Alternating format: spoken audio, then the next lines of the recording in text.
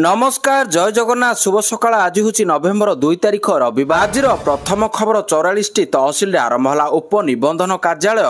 सहज हो जमीजमा पंजीकरण किणा बिका घरे बसी ऑनलाइन रे करि परिबे स्लॉट बुक। लोकसेवा भवन रे राज्यर 44 तहसिल नूतन उपनिबंधन कार्यालय उद्घाटन कले मुख्यमंत्री मोहन माझी। प्रथम पर्याय रे 44 तहसिल सब रेजिस्ट्रेशन कार्यालय आरंभ होईछि। बाकी थिबा अन्य तहसिल गुड़िकरे मध्ये आसंता डिसेम्बर सुधा ई सब सेवा उपलब्ध हेबो। एहा पूर्वरु रेजिस्ट्रेशन मोबाइल आप आरंभ करा जायछि। प्रशासनिक कार्य संपूर्ण स्वच्छता सुनिश्चित करने उन्नत मानर सेवा प्रदान करने और प्रशासन और लोकंकर मध्य समन्वय वृद्धि करने हेउछि एही पदक्षेपर मूल लक्ष्य। परवर्ती खबर मार्च 8 रे मिलिबो सुभद्रा टंका। सुभद्रा योजना को नहीं आसिला बड़ खबर। मार्च 8 तारिख में सुभद्रार नुआ हिताधिकारी को मिलिबो टंका। एका बेले नुआ हिताधिकारी को 2टी किस्तिर टंका देवे राज्य सरकार। एने घोषणा करिसेंती उप मुख्यमंत्री प्रभाती परिडा। किस्ती टंका पाइबाको हेले नुआ हिताधिकारी को आवेदन करबाको पड़िबो। एका बेले नुआ हिताधिकारी को 2टी किस्तिर टंका देवे राज्य सरकार। एने घोषणा करिसेंती उप मुख्यमंत्री प्रभाती परिडा। किस्ती टंका पाइबाको हेले नुआ हिताधिकारी को आवेदन करबाको पड़िबो। एहा सह मासे पर्यंत सुभद्रा पोर्टाल रे करिहेबो आवेदन। जदिओ देखिबा पुराना हिताधिकारी 2टी किस्तिर टंका पाइछंती। तृतीय किस्ती टंका केबे आसीबो सरकार एने तारीख घोषणा करनथिबा बेले मार्च रे तृतीय किस्ती आसीबो बोली कहा जाउछि। परवर्ती खबर हॉस्पिटल रु डिस्चार्ज हेले श्रेयस अय्यर। भारतीय उप अधिनायक श्रेयस अय्यर हॉस्पिटल रु डिस्चार्ज होइछंती। एने शनिवार बीसीसीआई पक्षरु सूचना मिलिछि। भारत ऑस्ट्रेलिया मध्यरे खेले जेतिबा तृतीय दिनिकिया समय एलेक्स केरिंग को बैकवर्ड पॉइंट रे एक कैच नेबा लागि अय्यर पछकु दौड़थिबा बेले आघात पाइथिले। सेही समय पड़ी जिबारु तांको बाम पंजरा आघात लागिथिला। बीसीसीआई रिपोर्ट तांको पंजरा फाटी जाइथिबा जणा पड़िथिला। परवर्ती खबर वेंकटेश्वर स्वामी मंदिर रे दला चकटा घटना। आंध्र प्रदेश रे श्रीकाकुलम काशीबुगा रे थिबा वेंकटेश्वर स्वामी मंदिर रे दला चकटा घटना रे 10 जनक मृत्यु घटिछि। एई घटना रे प्रधानमंत्री नरेंद्र मोदी दुख प्रकाश करिसंती। से मृतकक परिवार एवं आहतक पई क्षतिपूर्ण घोषणा करिसंती। प्रधानमंत्री एक्स रे लेखिसंती जो माने सेमानकर प्रियजन को हराइसंती सेमानक प्रति मोर गभीर समवेदना। प्रधानमंत्री को जातीय रिलीफ पांठी प्रत्येक मृतकों परिवार को 2 लाख टंकार अनुकंपा राशि प्रदान कराजिबो। आहत मानकु 50,000 टंका प्रदान कराजिबो। या सह प्रधानमंत्री आहतक द्रुत आरोग्य कामना करिसंती।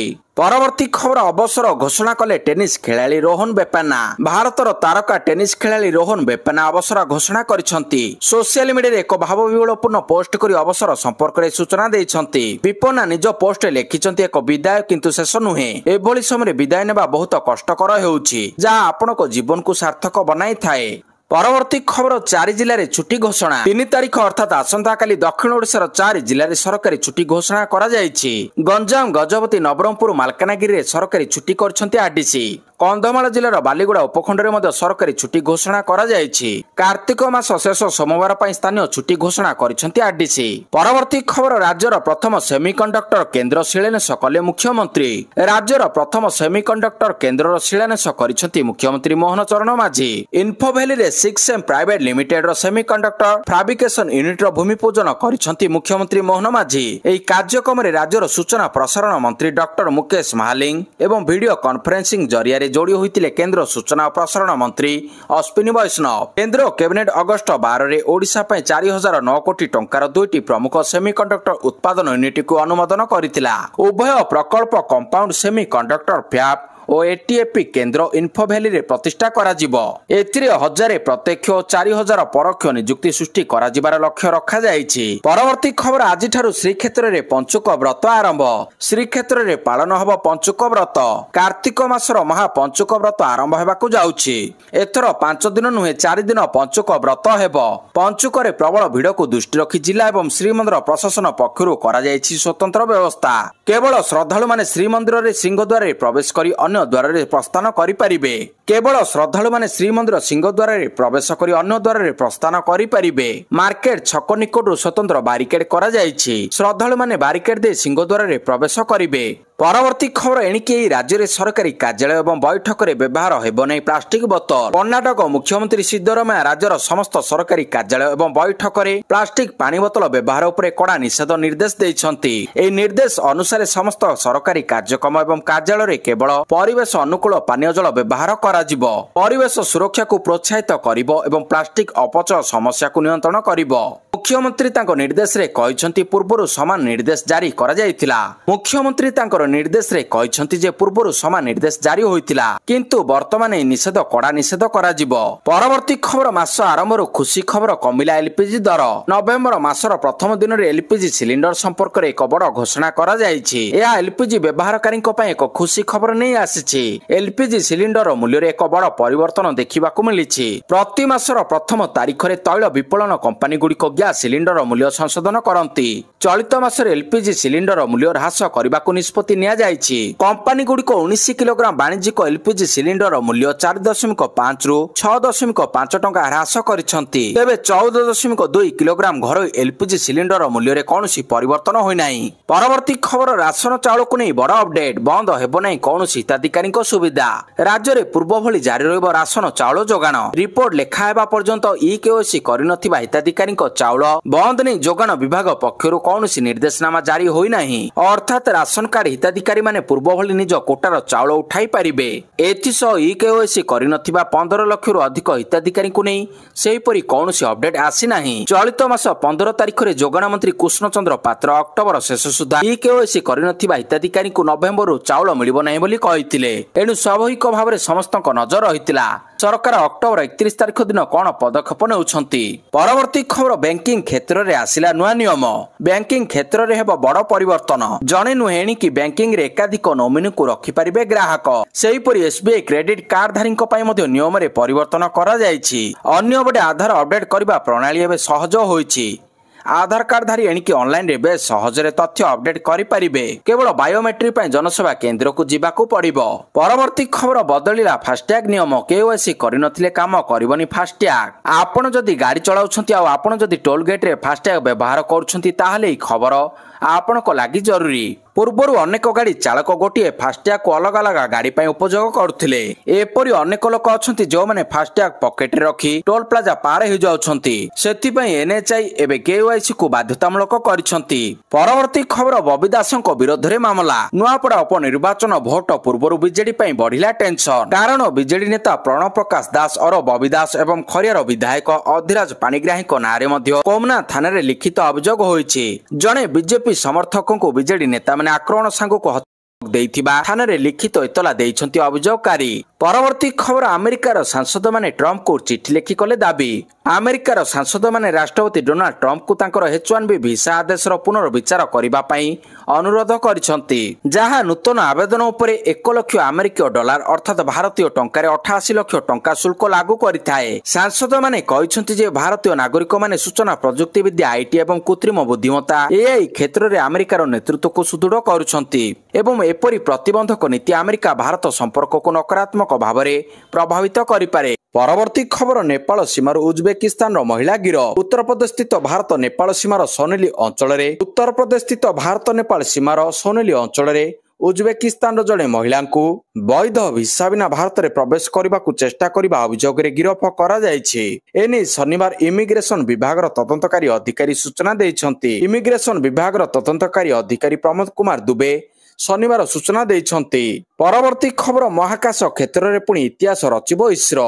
भारतीय महाकाश गवेषणा संगठन आज देशर सबुठारु भारी जोगाजोग उपग्रह CMS-03 को उत्क्षेपण करने जाउछि। CMS-03 होछि एक मल्टी बैंड सामरिक जोगाजोग उपग्रह जहाकु GSAT-7R मध्ये कुहा जाय एवं याहाकु देशर सबुठारु शक्तिशाली लॉन्च व्हीकल LVM-3 साहाय्य उत्क्षेपण करा जिवो। एई उपग्रह को आंध्र प्रदेश रो श्रीहरिकोटा स्थित Satish Dhawan space station launch करा जिवो। एई मिशन महाकाशरु भारत डिजिटल संजोग को सुदृढ़ करबा दिगरे एक प्रमुख पदक्षेप बोली विवेचना करा जाउछि। परवर्ती खबर आंध्र प्रदेश दलाचकटा मृत्यु संख्या 12 को वृद्धि। मृतकଙ୍କ ମଧ୍ୟରେ ओडिया युवती। आंध्र प्रदेश श्रीकाकुलम रे दलाचकटा घटना रे मृत्यु संख्या 12 को वृद्धि पाइथिबा बेले मृतकଙ୍କ ମଧ୍ୟରେ जणे ओडिया युवती रहिसंती।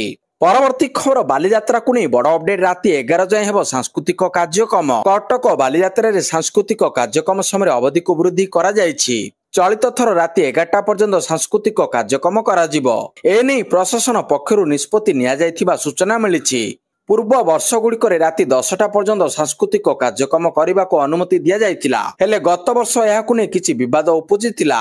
एपरिकी पुलिस राति 10टा पर कलाकारंकु मंचुर ओह्लाई देइथिला। तेणु चलित थर समयसीमा वृद्धि कराइबाकु निष्पत्ति नियाजिथिबा कुआ जाउछि। परवर्ती खबर खोलिला कलिंगा घाटी विज्ञप्ति जारी कले जिलापाल। भूस्खलनर 46 दिन पर खोलिला कलिंगा घाटी। घाटी रास्तार जानवाहन चलाचल आरंभ होइतिबा बेले एने शनिवार कंधमाल जिलापाल विज्ञप्ति जारी करिसंती। तेबे वर्तमान पई केवल 2 चकिया एवं हालुका 4 चकिया जान चलाचल पई अनुमति प्रदान करा जायछि। परवर्ती निर्देश पर्यंत ए रास्ता दे बस ट्रक एवं भारी जान चलाचल उपर प्रतिबंधक रहिबो बोली जिला प्रशासन विज्ञप्ति रे सूचना दैछंती।